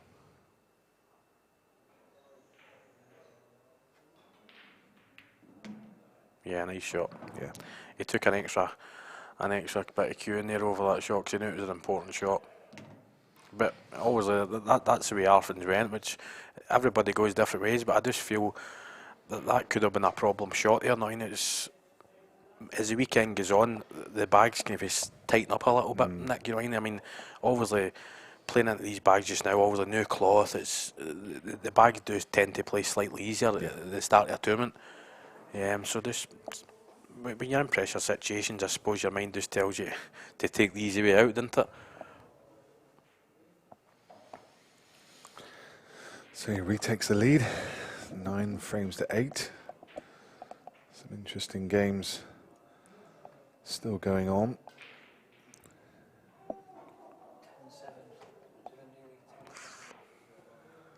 Dylan Leary, yeah, now on the hill against Shane Thompson, 10-7.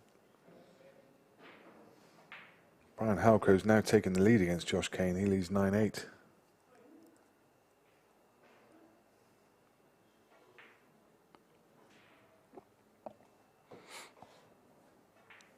I think that's the first time he's actually been in the lead in the match. Don't quote me on it, but Josh was kind of just keeping a 1 or 2 frame advantage all the way through. And Josh has actually just come off a big win there. I think he won the Leicester Tour, and a lot of names in it, a lot of big names in it. So he'll be obviously feeling confident. That was a nice break from Shep there. He controlled that better, and obviously, regardless how the balls go, you just want to see a ball going down, Nick. Because you just at least you can then take control of the frame. Or, I mean, that's all you want to see as a player. Because there's nothing worse when you just come up dry. But he's got a good chance to bring his bad ball out here. Doesn't want it to go hampered. Wry smile on his face. He knows. Yeah, he's been a tad unfortunate there. But it still goes into obviously the top right bag where he's potting just now. Should still be fine. It's just a perfectionist. Yeah. I mean, anywhere about the blue spot is good here. Take it on the one next to the black. Yeah, that's a good shot there. Depending on his angle, he might just, he'll stun off the cushion. I reckon. Can you screw straight back into this? That's a nice shot. So it'll be red into the bottom left, then it'll be the one in the middle.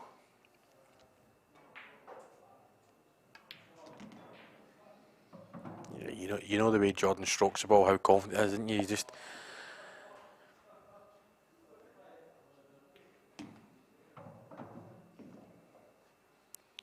So 9 frames each, and suddenly the next break becomes massive, doesn't it? Yeah. I mean, you know, if Arfan comes up dry or makes a mistake on the break, then that could be the last visit to the table. So yeah, but obviously he needs to be thinking positive, thinking I'm going to get a ball here. But this is where all the little misses, like earlier on in the match, they're becoming more important, like, because it's 9-all, and you can't afford to make any mistakes now. You know what I mean? And as you say, that this is all it could come down to is one dry break here from Arfan. yeah, But always Arfan should be thinking, right, a break and finish here. I should have two. pressure's back I'll on. maybe get 2 chances. Yeah. He won in the match because he knows at least he's got the break in the decider. And Jordan's just sitting there praying that Arfan comes dry.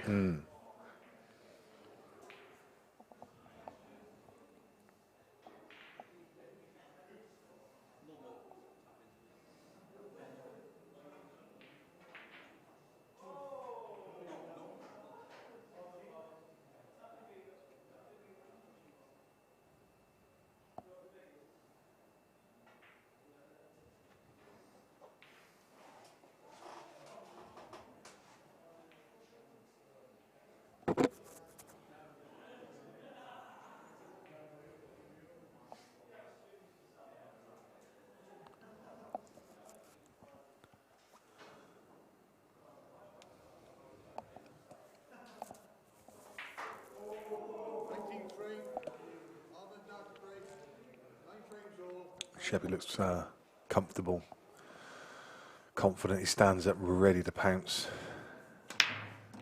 Oh, that cue ball again is just. He's an off to the bottom. But he's just lost it, didn't he? He Yeah, was I mean, all over the place with it. I mean, you could always look at that and think it's unlucky, but to be honest, the white was travelling about next, so Yeah. I mean, you're asking for trouble when you're not always controlling the white. But the only good thing is obviously it's only ball in hand behind the line, and there always is a problem area on the left hand side. I think, you know, when you hit the front of the pack flush, you park the cue ball and then it gets kicked in. Those are the ones that are unlucky. That's unlucky. But when the cue ball's travelling around like that below the pack, then, I mean, all the balls are spreading down that way. The last thing you want is the ball going below the pack. So this is all going to be about this shot. Yeah. So I think he's just going to put the yellow and the white will naturally travel into the other yellow. Yeah. He just doesn't want to push the red down. That's a great shot. Yeah, it's lovely. He played that really well. And the thing was there, had he contacted that slightly thicker, he's in danger of pushing the red down towards the pocket. So hitting it. It just depends on the yellow next to the red, though, Nick. Yeah. I don't think that will go into the left. I don't think that goes into the left, the left middle. I think he's looked at it a couple of times now. It's whether he can actually. Yeah, I mean, he's good to screw up into it just now. Yeah. And he'd been lucky not to land in obviously this ball that he's closest to. Yeah. But I don't know if he wants to risk that or not. Just widen the path a little bit. I think he certainly won't take it now, but he's just opened it up now, hasn't he? So it's more gettable. Yeah. So he can drop this one in and then get on it. There we go. Yeah, his angle was that good there, Nick, that he couldn't refuse not playing on it. Yeah. Yeah, because he had a good wee margin for error there to get on that, and he's still played it well. And this is really, as we mentioned a second Exactly. ago, this is the chance he was looking for. 100%. Yeah. I mean, Arfan will feel a bit disheartened there, obviously, but obviously we're looking at it from this side. It looks the white looks loose, so you wouldn't really say it was unlucky. But obviously Arfan's going to think it is. And now Arfan's just slouched in his chair, and he's probably just going to be thinking, Jordan will break this year. Yeah, you wouldn't put it past him now. If he finds a ball off this break, you're going to back him with any kind of leave to make them at the moment. He's definitely swagging around the table.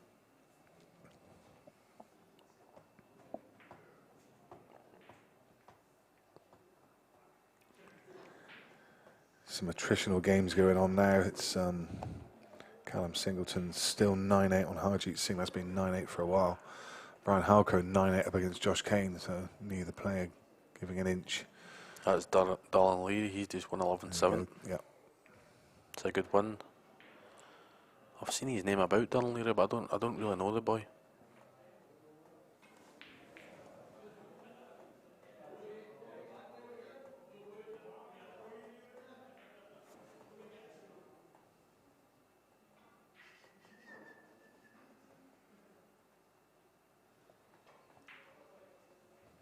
So that's Declan Brennan and Shane Thompson in the losers side. Amazing.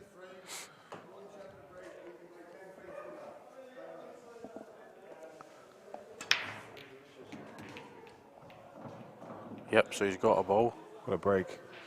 And the Reds are looking, it just still that- goes to the left middle. It does, yeah. But if that just nudges that yellow a little more, it goes in this bottom bag, and that makes life so much easier.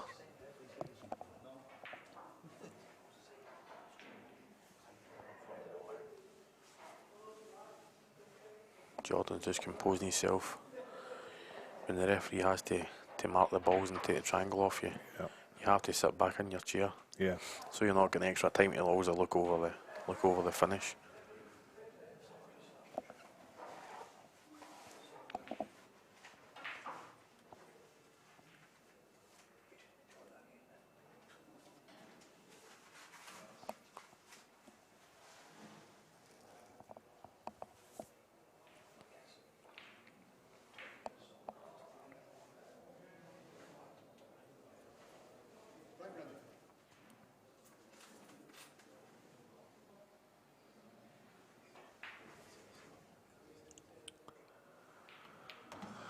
So Dylan Leary did the job over Shane, as we mentioned. He's one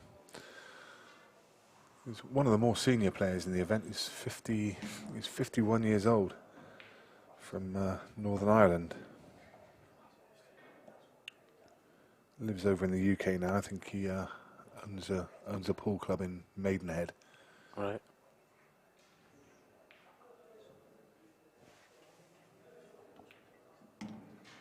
I think Shane and him would have probably crossed swords quite a few times in the past. I think they both UK Tour players.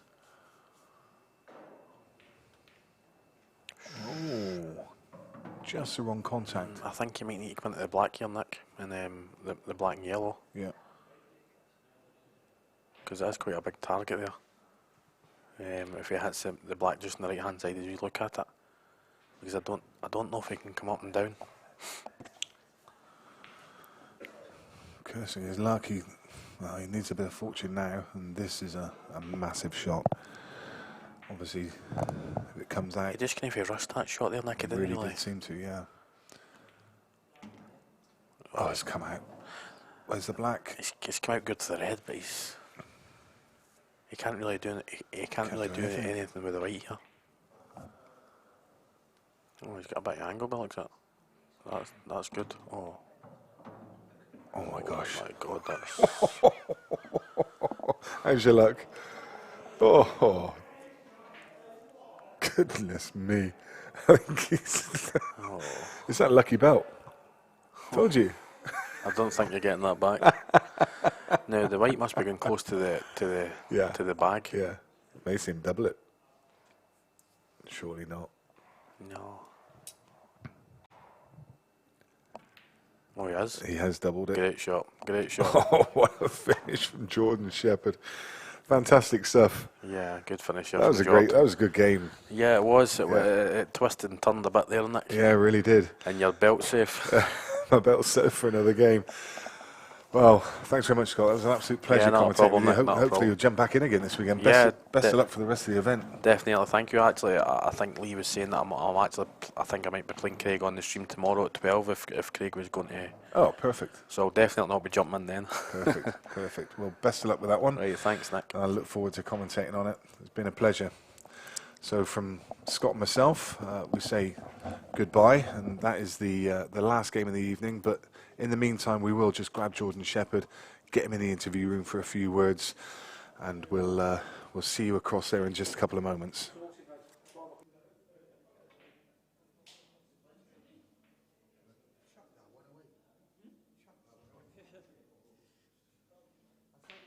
like we were going too tight.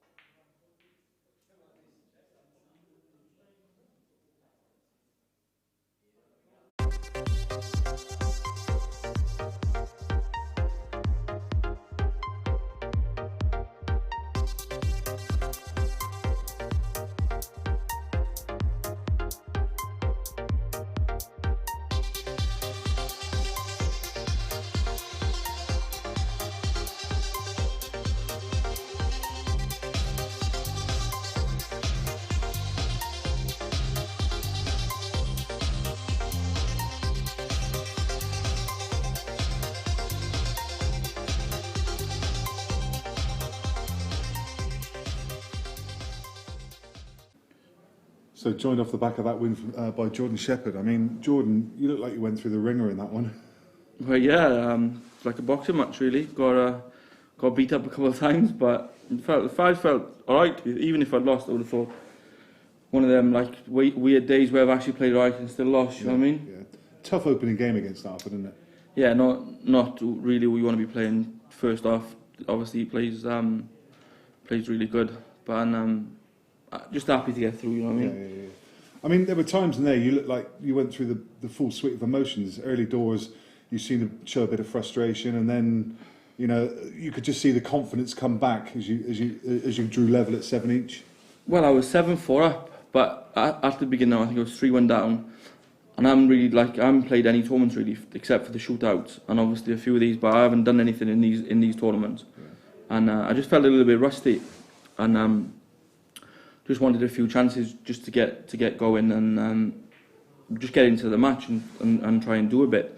And luckily, I took some good finishes. I was unlucky not to go 8-4. Played the cannon on the black in a two-way shot and left myself with no shot. That was to go 8-4. Then the next time I'm at the table, I'm 7-all. And I'm in a little bit of trouble because he's played like a decent shot and got me. Then I'm 8-7, and I think he missed the chance actually for 9-7. Yeah. He missed a big chance, and I thought that was a turning point, another turning point in the match where it swung back in my favour. I could see that in your body language actually. When you got to 8-all, there was a little bounce in your step, and I mentioned it to Scott on commentary that you just felt that was the point where you said, I know I'm going to win this now. Yeah, and that's how I felt, to be honest. He missed the boat big time because I left an easy finish, and I think he potted the first ball, played the plant, and then he's left like a tricky little cut back in the middle. Missed, and I've left myself terrible with 2 balls left, and I played a really good shot to come twice across when the ball was on the rail, and I've clipped it back, come twice across. Obviously, if I miss, I think I lose the match, and I've got it. And luckily, I think he went. I think he broke this at 8-all, didn't he? Yeah. And I've gone off the break again at 9s, and then he's gone in off at 9-all. I've played a good finish, and then 10-9 I've broke. Made him a little bit hard work, but I've still ended up getting him. Played decent shot with 2 left when I've landed like kind of awkward. Yeah. Played a good cannon, perfect cannon, and then I've landed awkward again on the black then, which is obviously sod's law. But I don't fancy missing any doubles, so it was like one of them where. A little bit of fortune getting on that black. I mean, no. I played to kick the yellow. So it wasn't the lucky belt. No, I played to kick his ball and hold off his ball. A little bit, well, not unlucky, because obviously when you play cannons, unless you hit him perfect, then the white could end up anywhere. But I knew I was holding off his yellow side, clicking to his side, and just wish I landed straight, to be honest. Borrowing the lucky belt against. Yeah, the lucky belt. No. I think that I'll get my own tomorrow. But yeah, I think it felt like the break dictated like the momentum of the match, which is obviously usually the case. Yeah. But he kept sideswiping them, leaving them all on the pockets. I was hitting them like flash, not getting the ball and just leaving them on the pockets. I thought, right, sound. Just sit there and watch someone clear up. You know what I mean? But it's a win, and it's obviously I'm John McAllister tomorrow. Delighted to win. Never obviously hard match against John. We must have played however many times we played, but I enjoy playing against John. Good record. Not too bad. Best of luck with the rest of the event, Jordan. So tomorrow there's an absolute plethora of action tomorrow. There's some fantastic games. We're going to bring one forward for you, the midday game. The guy who was on commentary with me a second ago, Scott Gillespie, is going to be playing Craig Marshall. We're going to see that in the main arena at 12 o'clock. And then we're going to put a poll up for the rest of the games, because there's some fantastic lineups tomorrow. So look out for the poll on the Players Pool Events page. That's the end of the action for today. But as I say, we're back on that main arena from 12 o'clock tomorrow. Do not miss out on the action. See you then.